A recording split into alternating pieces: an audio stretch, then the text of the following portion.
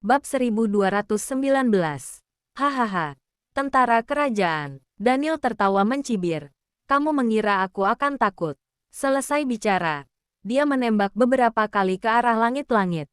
Dor dor dor dor. Lampu gantung kristal di langit-langit tertembak hingga jatuh ke bawah dengan menimbulkan bunyi pecah.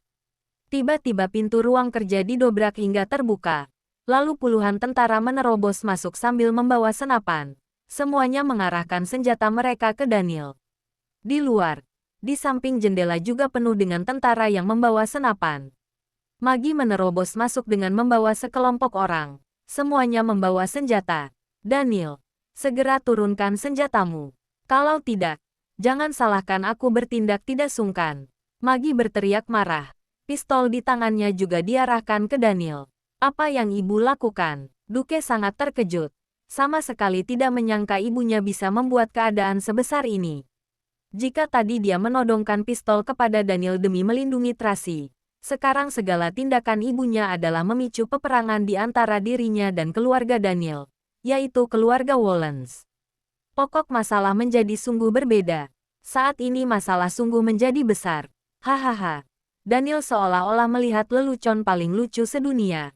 Hanya dengan puluhan tentara. Kamu ingin menaklukkanku.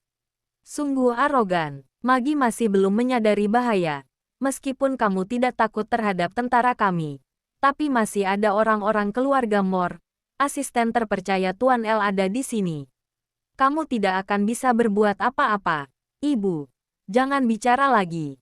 Duke benar-benar sangat panik. Kelihatannya Nyonya Besar Louis terbiasa hidup di lingkungan kaya. Sama sekali tidak tahu kekejaman dunia. Saat Daniel sedang berbicara, para tentara yang ada di luar terjatuh tanpa sebab. Magi langsung tertegun. Saat masih belum bisa bereaksi, pengawal keluarga Wollens sudah masuk dan dengan cepat membereskan tentara kerajaan. Kalian, Magi tercengang. Daniel, jangan marah. Pada saat ini, Vincent Louis memaksa masuk, buru-buru meminta maaf kepada Daniel. Istriku sama sekali tidak mengerti. Aku akan mewakilinya meminta maaf padamu. Keluarga kita berhubungan baik. Sebelum Tuan Besar meninggal kondisi keluarga kami sangatlah baik. Sungguh tidak layak ribut seperti ini demi masalah kecil. Masalah kecil. Daniel menatap Tracy dengan dingin. Tidak peduli masalah apapun. Tetap tidak perlu sampai menimbulkan korban jiwa. Vincent segera mengubah katanya. Jika ada masalah, kita rundingkanlah sambil duduk. Jangan menggunakan kekerasan. Anggap saja menjaga harga diriku ya. Aku sempat berpikir untuk membicarakannya baik-baik, tapi istrimu tidak tahu sopan santun. Daniel melemparkan pistol ke depan Vincent. Pistol ini adalah milik keluarga kalian. Sekali lihat, Vincent sudah tahu bahwa itu adalah pistol istrinya. Hal ini membuatnya benar-benar sangat emosi. Dia segera membungkuk dan meminta maaf kepada Daniel. Mengenai tindakan istriku dan Duke hari ini yang menyinggungmu, aku minta maaf padamu.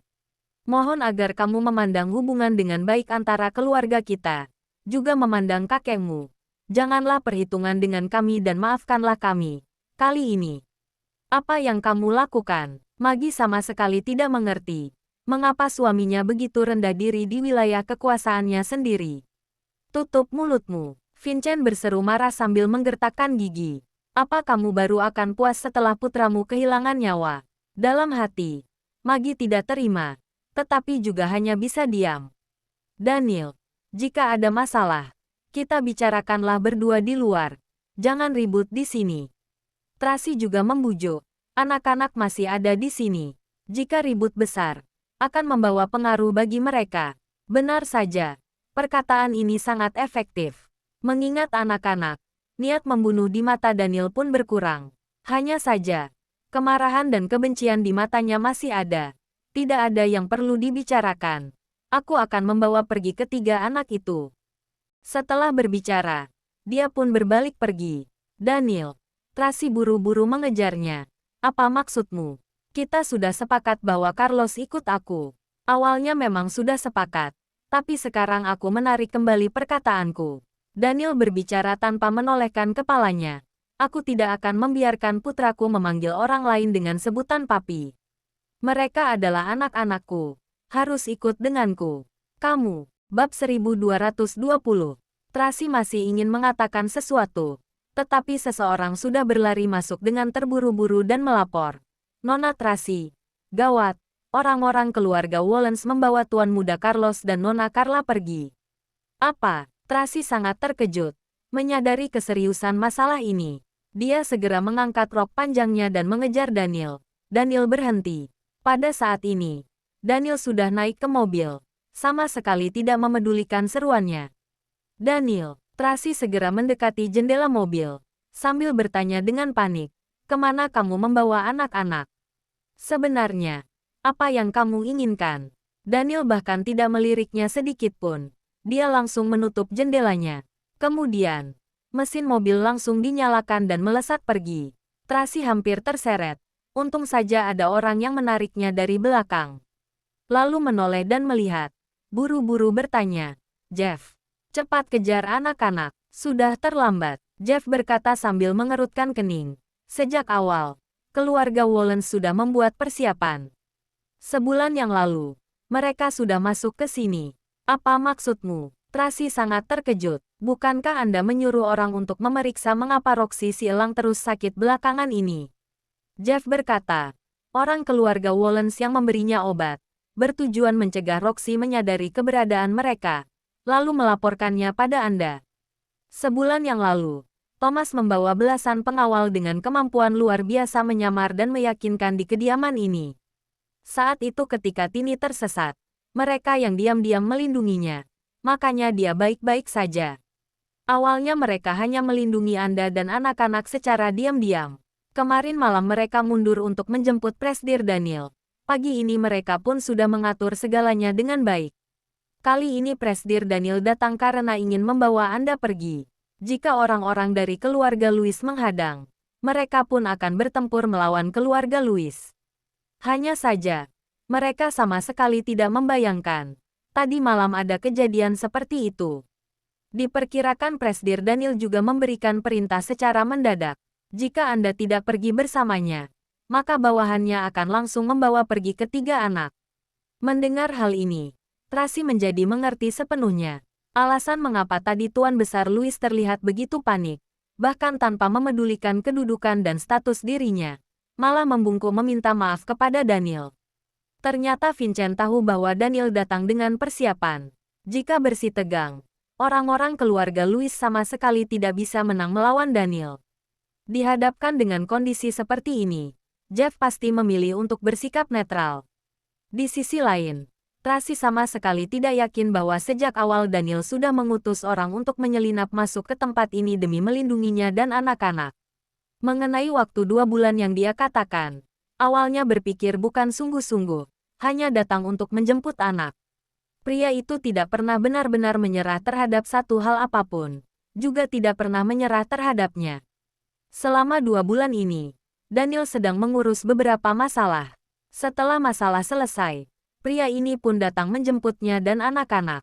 Namun, tiba-tiba terjadi masalah seperti ini pada diri Tracy, sehingga mengacaukan rencana pria itu. Jadi, dia langsung membawa anak-anak. Maaf, Nona Tracy, Jeff berkata dengan perasaan bersalah. Saya sudah meremehkan kemampuan Presdir Daniel. Selama setengah tahun ini, dia tidak menonjolkan dirinya, bahkan selalu mengalah. Membuat saya salah mengira bahwa dia sungguh mendapat pukulan yang besar hingga terluka parah, maka tidak akan mampu membuat gelombang besar. Tidak disangka dia hanya sedang menunggu. Segalanya sudah direncanakan dari awal. Orang-orang kami terlalu sedikit. Jika bersih tegang dengan orang-orang keluarga Wollens, kemungkinan menang sangat rendah. Selain itu, dia adalah ayah anak-anak. Anak-anak sangat aman berada di sisinya. Maka saya juga tidak bisa merebut secara paksa. Aku mengerti. Ini tidak ada hubungannya denganmu. Tracy berjalan masuk kembali dengan linglung. Jeff mengejarnya, lalu memakaikan jaketnya ke tubuh Tracy. Saya sarankan Anda berdiskusi baik-baik dengan Presdir Daniel, atau mengobrol dengan anak-anak, lihat apakah bisa berunding dengan baik. Tidak peduli bagaimanapun juga, dia pasti tidak akan menyakiti anak-anak. Anda tidak perlu terlalu khawatir. Sebaliknya, seharusnya memperjelas masalah dengan keluarga Louis. Sebenarnya apa yang terjadi kemarin malam? Saya pergi menjemput 3 anak Tuan Lorenzo dulu. Mereka masih ada di peternakan. Saya akan segera kembali. Setelah berbicara, Jeff buru-buru pergi. Bab 1221. Nona Tracy, Paula dan beberapa pengawal wanita buru-buru mengejarnya. Lalu memapah Tracy. Aku baru tahu bahwa Carlos dan Carla dibawa pergi oleh orang-orang Presdir Daniel.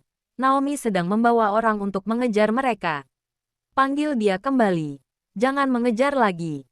Tracy berkata dengan sedih. Juga tidak bisa terkejar.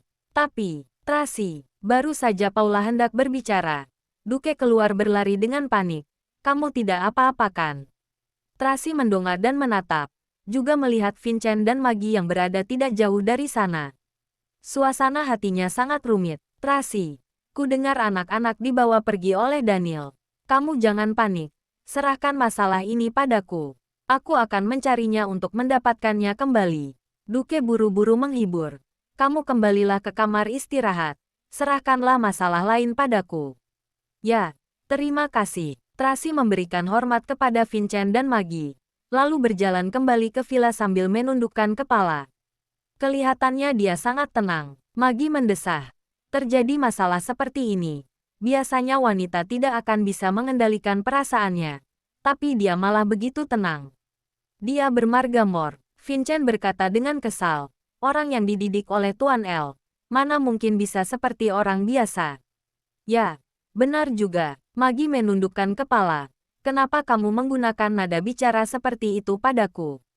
Seolah-olah aku melakukan kesalahan. Kamu memang melakukan kesalahan. Vincent sangat marah. Apa kamu tahu apa yang kamu lakukan? Apa yang kulakukan? Maggie tidak terima. Keluarga Moore dan keluarga Wallens adalah musuh bebuyutan. Berhubung kita sudah menjalin hubungan dengan keluarga Moore melalui pernikahan Duke dan Tracy, kenapa masih harus menghormati keluarga Wallens? Tidak ada orang yang boleh menyinggung keluarga Moore ataupun keluarga Wallens. Vincent berseru marah. Dunia bisnis bagaikan medan perang. Ada banyak perubahan yang tak bisa diprediksi. Siapapun tidak ada yang tahu masa depan. Sebagai keluarga besar, kita harus mempertahankan hubungan yang baik, mencegah hal buruk. Apa maksudmu? Maggie tidak terlalu mengerti. Apa maksudku? Vincent sungguh emosi. Beberapa bulan terakhir, keluarga Wallens mengalami krisis, sedangkan keluarga Moore sangat berjaya. Namun, sekarang keluarga Wallens sudah kembali ke puncak, malah keluarga Moore yang menghadapi krisis. Sebelumnya, saat menjalin hubungan dengan keluarga Moore melalui pernikahan, saya bahkan tidak berani tidak hormat terhadap Daniel, karena memikirkan kemungkinan keluarga Wallens berjaya kembali di masa depan.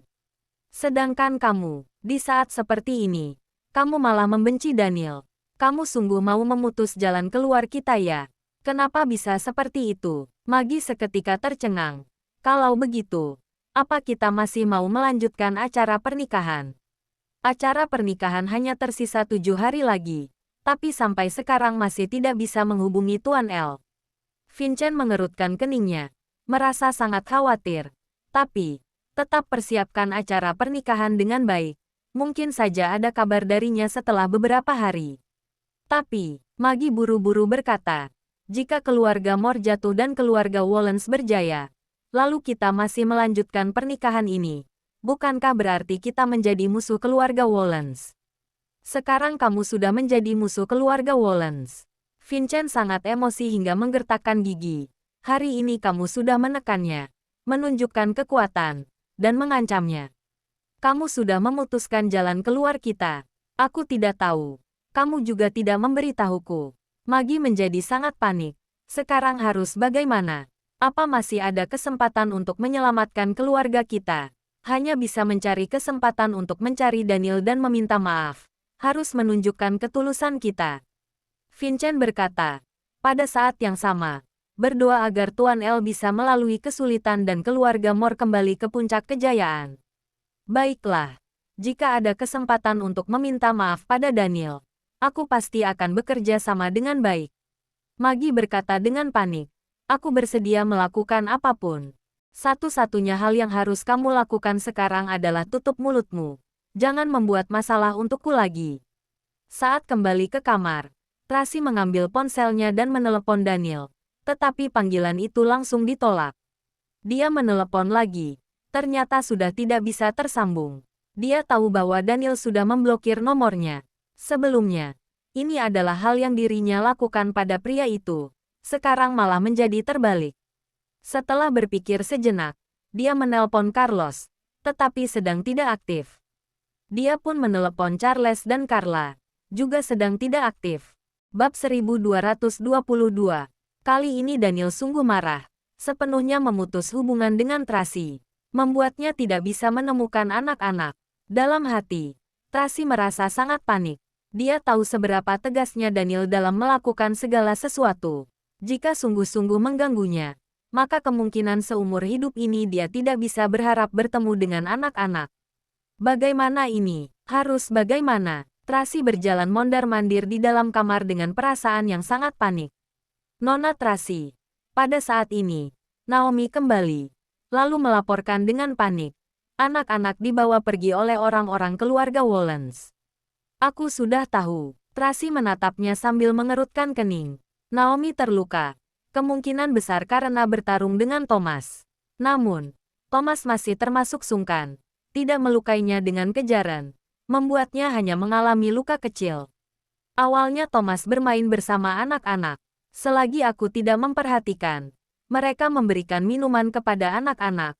Ketiga anak itu tertidur. Lalu mereka langsung membawa anak-anak pergi. Saat itu aku sudah menyadari ada yang janggal. Maka ingin merebut anak-anak, tapi tidak bisa menang melawannya. Saat Kak Jeff datang, mereka sudah membawa anak-anak pergi. Orang-orang mereka sangat banyak. Kak Jeff bilang tidak boleh bersitegang. Naomi menjelaskan masalah yang terjadi dengan perasaan bersalah.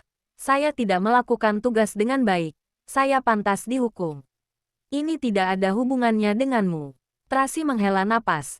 Semua ini karena aku tidak seharusnya membuat masalah di masa-masa genting ini. Karena masalah Anda dan Duke Louis, Presdir Daniel sangat murka jadi dia melakukan seperti itu. Naomi bertanya dengan hati-hati, bagaimana dengan hasil diskusi kalian? Masih bisa bagaimana? Sampai menodongkan pistol. Paula berkata dengan suara kecil. Jika bukan karena Tuan Besar Louis datang tepat waktu dan membungkuk untuk meminta maaf, hari ini mungkin Presdir Daniel sudah melakukan pembunuhan besar-besaran. Dengan temperamennya itu, pasti akan menggila. Naomi juga mengerutkan keningnya. Semuanya adalah kesalahanku. Semalam seharusnya aku berjaga di sisi Nona Tracy. Maka tidak akan terjadi hal seperti itu.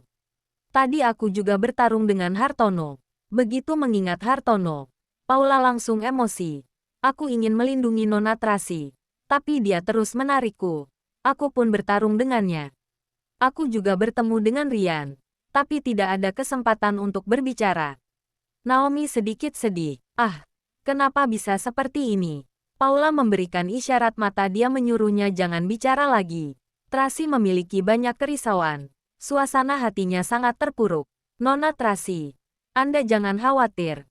Naomi menghibur. Meskipun Presdir Daniel marah pada Anda, tapi saat anak-anak bangun nanti mereka pasti merindukanmu. Mereka pasti ingin menghubungi Anda. Presdir Daniel juga tidak akan bisa mencegahnya. Kalian keluarlah. Aku ingin menenangkan diri. Tracy memegang keningnya. Baik, Naomi mengangguk. Ingin berbicara tetapi menahannya. Apa masih ada hal lain? Tanya Tracy. Ini. Tadi aku menyuruh orang untuk membelinya. Naomi mengeluarkan sekotak obat kontrasepsi. Lalu memberikannya kepada Tracy dengan wajah memerah. Dan berkata dengan pelan, berhubung masalah sudah terjadi, kita juga hanya bisa mengakuinya. Tapi, aku berpikir seharusnya Anda tidak ingin hamil secara tidak disengaja. Tracy menerimanya sambil mengerutkan kening, lalu melemparnya dengan marah. Aku sungguh tidak mengerti. Bagaimana mungkin aku bisa? Aku sama sekali tidak bisa mengingat hal itu. Tapi, di tubuh Anda, Naomi tidak berani lanjut bicara. Sebenarnya Naomi dan Paula juga tidak bersedia mempercayai kenyataan ini. Namun, ada begitu banyak tanda di tubuh Tracy. Kelihatannya hal itu sungguh terjadi. Tidak benar. Semakin memikirkannya Tracy semakin tidak rela. Dia pun berkata kepada Paula, panggil Duke kemari. Aku ingin bertanya padanya. Hah? Paula membelalakkan matanya. Memanggilnya kemari. Pergilah jika kusuruh. Tracy berseru dengan suara rendah. Baik. Paula hanya bisa memanggil Duke. Saat Duke sedang berada di kamar dan berunding dengan ayahnya mengenai masalah pergi menemui Daniel untuk meminta anak-anak kembali. Tiba-tiba terdengarlah suara ketukan pintu dari luar. Kemudian, ada orang yang melapor. Tuan Duke, Paula bilang Nona Tracy meminta Anda pergi ke kamarnya. Benarkah? Tracy memintaku pergi ke kamarnya. Duke merasa sangat senang. Aku akan pergi ke sana. Bab 1223. Duke datang ke kamar Tracy dengan perasaan bersemangat. Tracy, kamu mencariku. Kalian keluarlah dulu. Tracy berkata kepada Naomi dan Paula. Baiklah, kedua orang itu pun pergi. Duke semakin gembira. Dia buru-buru mendekat dan mengulurkan tangan untuk memeluk Tracy. Tracy. Tracy segera menghindarinya. Lalu berkata sambil mengerutkan kening. Aku ingin berbicara denganmu. Ya, Duke mengangguk-anggukkan kepala. Lalu duduk di sofa. Kemarin malam aku ingat setelah kita berdua bertengkar. Kamu pergi ke kamar mandi untuk membersihkan darah di tubuhmu. Sedangkan aku duduk di sofa dan minum air. Saat itu aku sangat lelah dan mengantuk. Maka tanpa sadar tertidur. Berbicara sampai di sini, Tracy bertanya pada Duke dengan bingung. Mengenai bagaimana kita berdua bisa tidur di kasur. Coba kamu ceritakan dengan detail padaku. Hah, Duke tertegun. Dia masih menebak sikapnya hari ini menyentuh hati Tracy. Sekarang Tracy seorang diri dan tidak berdaya. Maka timbullah rasa bergantung padanya. Barulah memanggilnya kemari. Tidak disangka wanita ini malah mau menanyakan masalah yang terjadi. Juga menggunakan cara seperti ini. Rasanya seperti polisi yang sedang menginterogasi. Kenapa kamu tidak bicara? Tracy menatap Duke sambil mengerutkan kening. Aku sudah berteman sangat lama denganmu. Meskipun kemarin malam aku minum terlalu banyak dan ada yang janggal. Tapi aku tetap percaya kamu tidak mungkin mengambil kesempatan dalam kesempitan. Jadi, aku mau bertanya dengan jelas mengenai apa yang sebenarnya terjadi. Mengambil kesempatan dalam kesempitan. Duke hanya fokus dengan kata ini. Kamu mengira selagi kamu tidur, aku. Tracy, di dalam hatimu, aku adalah orang yang seperti itu. Apa kemampuan memahamimu begitu buruk? Tracy merasa sedikit sakit kepala. Aku sungguh tidak punya suasana hati untuk berdiskusi denganmu. Bisakah kamu menjawab pertanyaanku dulu? Aku juga tidak ingin bertengkar denganmu. Duke sangat marah. Tracy, aku tahu kamu tidak mencintaiku. Tapi, berhubung hal itu sudah terjadi, seharusnya kita saling menghargai. Mengapa kamu malah tidak bersedia menerima kenyataan ini? Kenyataan apa? Tracy balik bertanya. Aku sama sekali tidak mengingat kejadian kemarin malam. Aku hanya ingat bahwa aku tertidur di sofa. Sama sekali tidak mungkin melakukan hubungan denganmu. Masalah ini sungguh mencurigakan. Mencurigakan. Duke semakin emosional. Maksudmu adalah aku mengambil kesempatan dalam kesempitan. Aku berharap tidak seperti itu.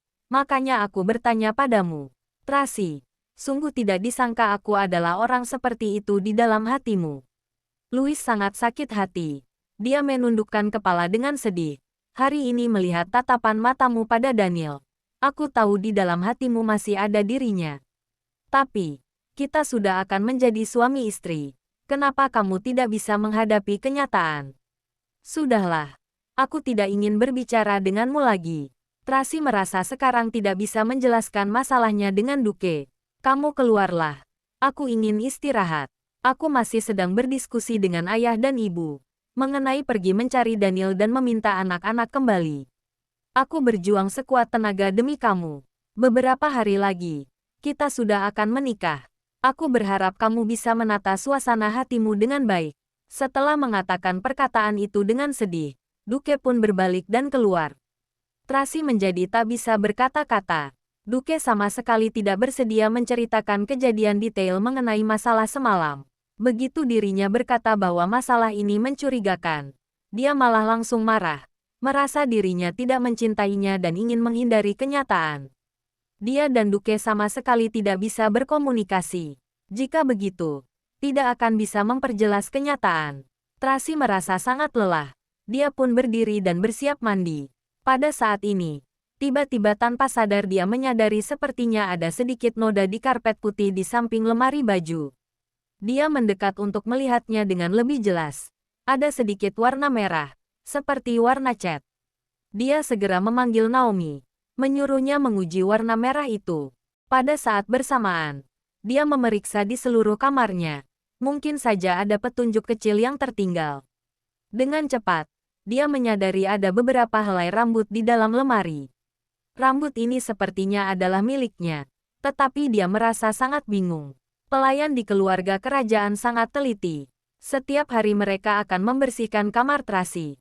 Tidak mungkin membiarkan sehelai rambut pun tertinggal di baju, apalagi di dalam lemari baju. Jangan lupa like, komen, and subscribe ya. Terima kasih. Tunggu terus kelanjutannya.